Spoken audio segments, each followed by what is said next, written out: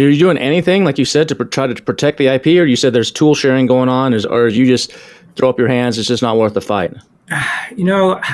It's hard. It's just hard to trace these things. I think in China, even when you talk to other sellers, every seller is going to these factories, visiting those factories. They're seeing what's being made.